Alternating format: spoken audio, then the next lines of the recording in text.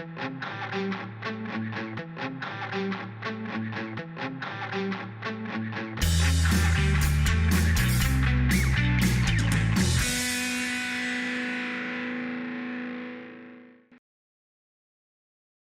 and welcome to another episode of FinTech Focus TV with me, Toby Babb. Today, I am very excited to introduce you all to Andrew Riabchuk from Akurateco. Andrew, how are you doing? Thank you for the introduction. I'm doing quite good. And hello, everyone. And really big, honor for me today to be here with you. And I hope I will answer any questions, or at least I will try to do that. I'm sure you do it fine. We've been having a little conversation beforehand, and it sounds like there's some really interesting stuff you're doing. The payment space itself has been something which we've covered numerous times over the last 3-4 years, and it's one of those areas where I think there's been huge amounts of innovation, some really interesting stuff that's happening in the space. I know it's something you're really passionate about, so I always enjoy having these conversations.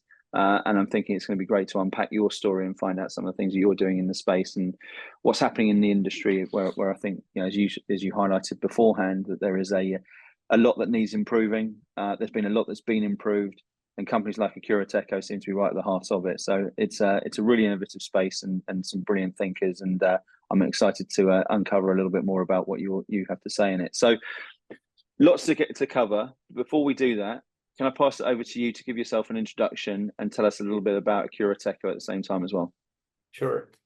So I'm Andrew Riabchuk, originally Ukrainian, and I'm a proud founder of Akurateco and CTO of the company. And Akurateco is more than just a company; it's a solution to complex problems in payment industry. So we specialize in payment orchestration, and majority of our customers are payment providers, banks, and fintechs. And it makes us different from others on this market of payment orchestrators. So our mission is to make payment processing as simple as possible. And so our clients can focus on what they do best, growing their business, engaging with customers, and driving sales. So we take the complexity out of payments so they can concentrate on their passion, on their business solely. And all technical things we just outsourcing for them and trying to solve as fast as we can, and most probably as they can as well. And this outsourcing thing's interesting around that as well. You're, as you said beforehand, you're in Alicante at the moment, originally from Kiev. Tell me how the business is shaped. Are you based down there in Spain? Are you completely remote and fully remote across Europe? What's the sort of setup of the organization? Yeah, well, I was not in Spain all the time. Let's say I'm completely moved to Spain only 4 years ago, but I have more than 20 years experience into payments, and my co-founders also are Ukrainians, and cumulative experience we have something close to 50 years. Wow. And all of us been on different period of times working in same companies. Most of them been also founded by me. It's not my first business, actually. Okay. Yeah, so majority of them are payment service providers, either local in Ukraine or also in Europe. But we've been working normally in the office before COVID time, but since COVID time, we switched to many of companies, including Akurateco, to full remote. And so far, let's say that COVID for us was a quite good lesson to how to learn fully remote. And currently in Akurateco, we have a team, let's say, which is spread, if I'm not mistaken, to 16 countries. Wow. Of course, majority of those countries are located in Europe, but still, it's a full remote. Nevertheless, we have operational offices. We have operational office in Netherlands, in Portugal, and so if someone wants to work in really office mode, they have such ability. But for me, I mean, not a problem at all, let's say, to work fully remotely. But actually, still I'm traveling a lot, and I meet people and my colleagues on different events and offices and so on. And you say you're a sort of, this isn't your first time as an entrepreneur, as a founder. Yeah. What prompted you to say that this is the right business to be starting, the right area to be moving into? You've obviously been in and around the space, as you say, for 20 years. you've got an established founding team that've been there with you. Quite often when people do things and start up, they go down different sort of pathways and go again. I love those sort of serial entrepreneurs who are there and fixing problems and utilizing all the lessons from the last games that they've played and the businesses which they've run, etc., etc. What was the sort of real catalyst for you to say we need to go again? Akurateco is the vehicle. This is the problem we've got to solve. I mean, the first of all my businesses previously, and actually they're currently up and running, they're related to payments. So I was not ever being out of this payments sector. This or that somehow been related to this area. So I was able to track the changes in payment industry, and the payment industry has undergone tremendous transformation recently. So the complexity of the payment methods nowadays, it's not comparable with how it was 20 years ago. So payments now seamlessly integrated into our everyday tech. So, to do it efficiently, it should be smoother than ever.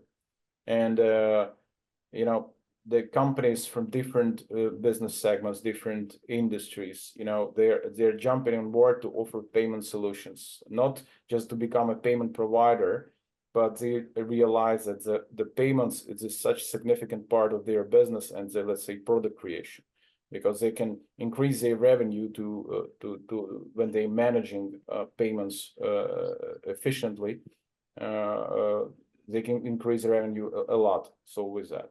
So, the most international merchants which are working on different markets, they have to work with the multiple payment providers, which means that all of them need somehow to consolidate those payment providers, to connect it somehow to the accounting software and to other part of their, let's say, infrastructure. And to do all that, they need actually software and they need expertise. And sometimes they don't have and time, but sometimes they don't have neither expertise, neither software, neither time, but they need to say to come to decrease the time to market for the new products and to consolidate those payments faster. And so I identified that like 4 years ago that there is huge need on the market for such a technological solution. So that's how Akurateco was born, actually. So because we, based on our, expertise and experience into payments, and also having some platforms before, because actually Akurateco, based on the technology, which is the third generation of the payment platform. So we had the first and the second being used for the internal needs of other companies I mentioned earlier. So we understood that we have almost everything to dedicate it as a business, purely technological, with no limits like licensing issues or let's say any other regulatory issues. Because Akurateco is a purely technological company, we are not touching the money, we're providing only technology. So that's why we made Akurateco, and I hope that let's say we are happy about that. I hope our clients as well. I'm sure they are. And you launched the business when? The first client, the first transaction of the client being on the March of 2020, actually. 2020. Okay, wow. So right, just as the pandemic was happening. Yeah. I'm always fascinated by this. We sort of launched the show in earnest around the same sort of time. So we'd done various incarnations of FinTech Focus TV beforehand, but never with the same. Ever since then, we've had a show every single week at least since launching at that time. And at the pandemic, it was the idea was to sort of show the innovation and resilience of the industry at that sort of stage and help people sort of spread their message and spread the word a little bit. But what I loved about that sort of time was speaking to people who'd done what you were doing, which was launching during an unprecedented sort of period. So you had all of this sort of planning, you'd moved into something, and the world changed immediately from it. And I think there's some stunning stories just about businesses there that sort of had this plan and vision of how everything was going to run, and then the world changed almost instantaneously. And some of them, that changed perfectly for it, and they were able to innovate and use that, and their products helped in that sort of situation. Payments obviously changed a fair amount during that sort of time as well. I think if you look pre 2020 and saw where payments was going, there was evolution, of course, within it. But I think everyone pays in a completely different way now to where they did. I mean, I think about cash as a, for example, pre-pandemic, and to me, it was the sort of death knell of cash, during that sort of period, and that's where payments really took off. Did you find that in your sort of world? Was an accelerator to the business and the pandemic, or was it something there which sort of threw you off course a little bit? The pandemic by itself was kind of trigger, which was not, I would say, something revolutionary, but evolutionary rather. So because the people being stuck in their houses for 2 years, for 1.5, 2 years almost, the businesses, never stopped because of that. The businesses has changed, because much more of current established businesses were trying, let's say, to survive, and were trying, let's say, to more concentrate on the online activities or online additional services and so on. So and all of that changes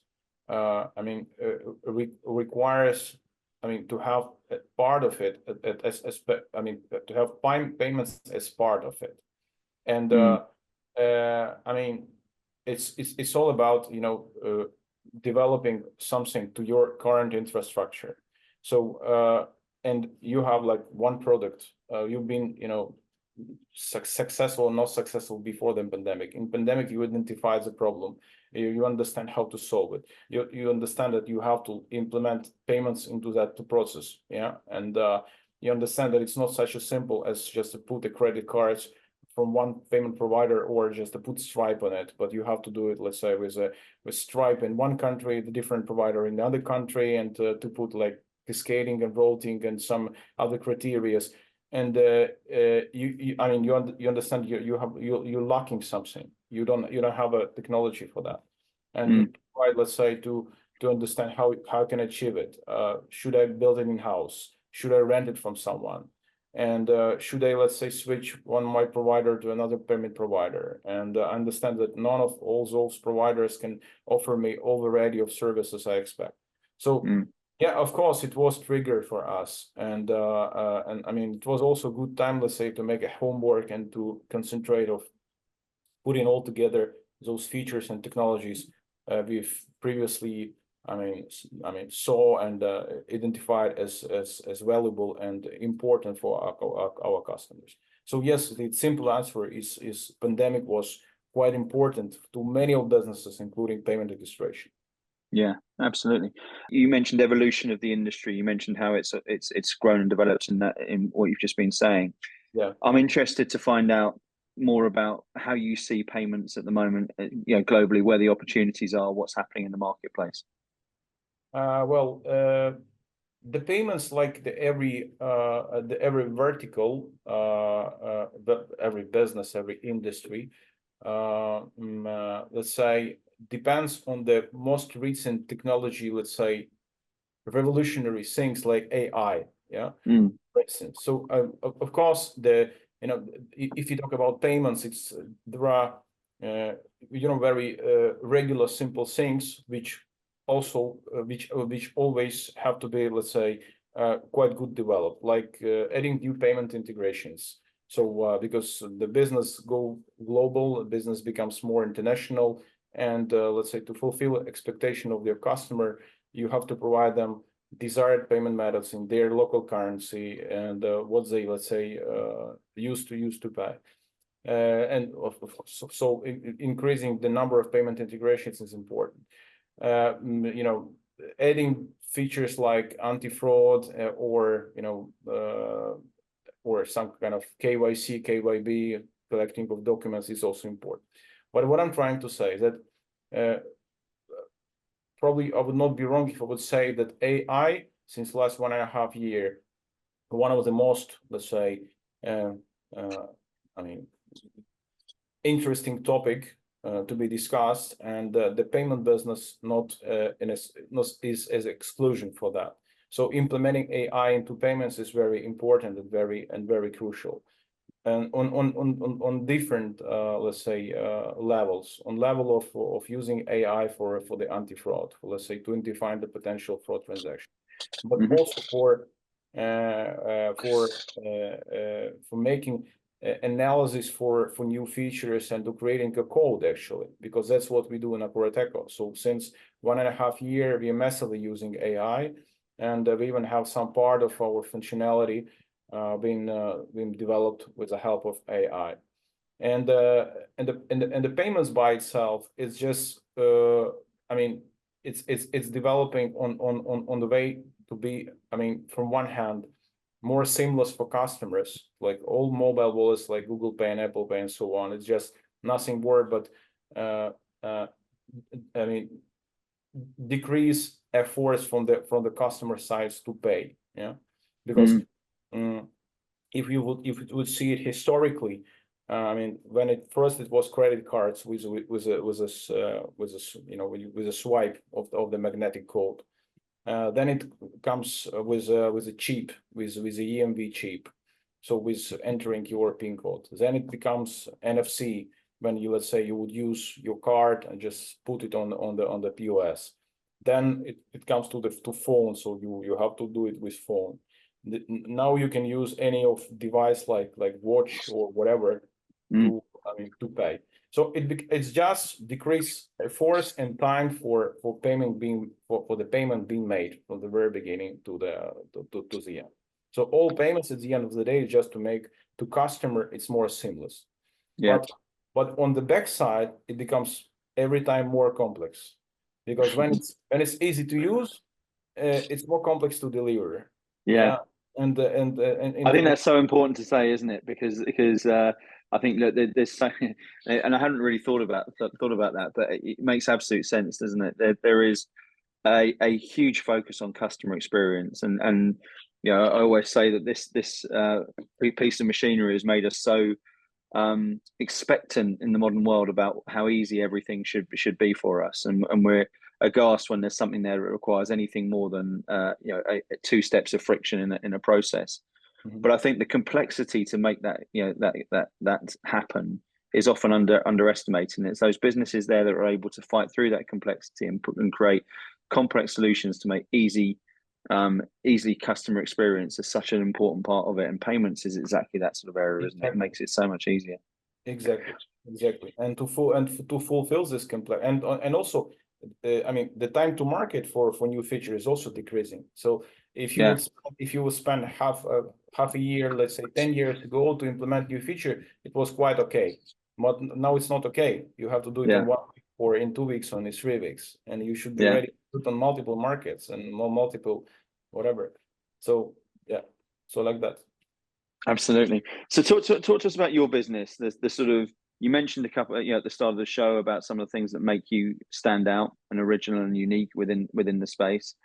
But talk to us about the sort of specifics. Talk to us about the features that you've got, and then I'd love it to hear a little bit of the sort of success stories where you work with customers, how they've used the platform, how they've benefited from everything that you are doing at the same time as well.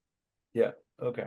So as I said, in Akurateco, we specialized in payment orchestration, in particular for fintech businesses, for payment service providers, and both of them, I mean, greenfield or more matured, banks and the other fintechs, but not only, also for telecom providers, which would like to step into the fintech space because they have more or less the equal clientele. So we offer a full white label orchestration platform that supports a wide array of payment methods. Currently, it's 350 payment methods on board.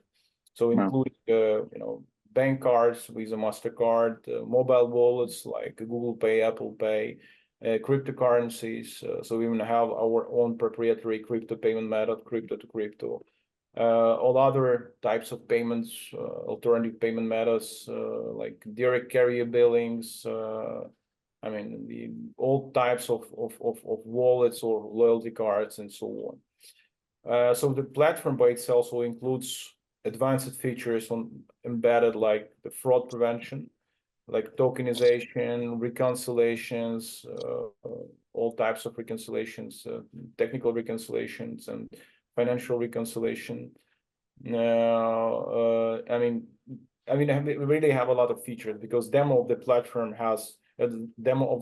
takes 1.5 hours, 2 hours, just for a brief intro of all features we have. So and we trying, let's say, to develop those features in direction how we discussed with the previous question. So into the direction where the payment business is growing. So and based on the requirements of our customers, based on the strategic directions we identified, we always add those features on the platform. So it's the list of features we have is not limited, and it's growing from one day to another. And as I said, so we are providing unified, optimized payment performance, helping businesses to concentrate on what they do better, on their product, on their sales, on their clients, than on payments. It's fascinating, isn't it? Because there's so, like you say, so many layers within that, and to have a business there that can help people focus on, doing the things that they're able to be good at makes it important. So if you go into specifics and some of those direct success stories, where can you show us some of the sort of direct use cases of where you've been able to help? Yeah, since we are white label, so we always, respect of our clients' Of course, yeah. And sometimes we cannot disclose some names, but I will give you some examples on anonymized success story like that. So one of our clients, the largest telecom provider in Central Asia, in particular in Kazakhstan, so they already have a large client base as a telecom provider. But then they identified that they can generate additional revenue stream based on the same customers, offering them more FinTech solutions like mobile wallet with ability to handle payments and to offer payment processing businesses for their, let's say, for their customers. So they obtained a license from the Visa and MasterCard, so became a principal member of Visa MasterCard, which basically means that they are not solely telecom provider, but also a bank. So it's a kind of combination. And their goal was to gain more control over payment offerings, so to reduce costs working with their current financial partners like banks, which helps them, let's say, to build acquiring channels. And thanks to Akurateco, so they launched this process because we provided them the full connectivity to all those current providers, and also not only for pay in but for pay out payment methods, implemented to their current infrastructure of the telecom. And with the help of that, so they currently see a significant increase in transaction volumes, and so it works quite good with them. So we see like that they were starting with a couple hundreds thousand transactions per month, and it currently is millions. Wow, so clear value added to them. Yeah. So another great story is from Qatar. Actually, it's also related to the telecom, but through one of our customers, which is payment provider, one of the biggest in Qatar, certified by the Qatar Central Bank. And by relying on Akurateco's technologies, they focus on their main business, like I said earlier, on the sales and the marketing and the clients. And we are actually the technical backbone for them. So we do all the technical work. And with the help of our platform, actually, they also got certified by the central bank, because certification, it has two parts. It has, the financial obligations and requirements, but also technical ones. So using our platform, then being able to come through the certification and obtain all required certificates. So like that, and it's growing quite fast as well. because they Fantastic. because their client is the biggest telecom in Qatar, and not only in Qatar but in different countries. It's fascinating how all of these sort of pieces of the jigsaw come together, isn't it, to create this opportunity within it? And I love the foresight of being able to look at that and say this is how we can help and where the problem is and how we can come through. Yeah, it's really, very interesting. You mentioned obviously we've gone over to Qatar there. We know you're based across Europe as a team and organisation, but also you're seeing a significant amount of movement in the UK market where 50% of your current client base is at the moment. Yep. And I know you see big potential in the UK marketplace. Tell us a little bit about why and what you're seeing there. Well, before Brexit, actually, the UK was by far the biggest financial center of Europe. Nowadays, it's still there, but there are some, changes because of Brexit and regulatory changes, first of all, because, I would not, let's say, spend too much time, standing on this fact, but still, the UK is quite important market because a lot of companies which are specializing on payments, like payment institutions, financial institutions, are registered and located exactly in UK. So and it's so it's already matured market for financial companies. So it's not big surprise that, let's say, if we are targeting payment service providers, that a significant part of those are registered in UK. Not all of them are working solely on UK market, but they are registered on the UK market, and at least some part of their businesses, somehow focused on the UK market. And comparing with other countries in Europe, I would say with a lot of countries in Europe, it's much more developed market from types of those financial institutions for credit companies, for processing companies, for neobanks, and all of us know that one of the biggest neobank, Revolut, is out of UK, and the other players are also quite significant and visible. And just got its banking license today at time of filming as well, hasn't it? Yeah. We'll see. So that's why UK was always and is very interesting for us. So we see that it's developing, and from technological part as well. So recently we were in when participating in the London Tech Week. Yes.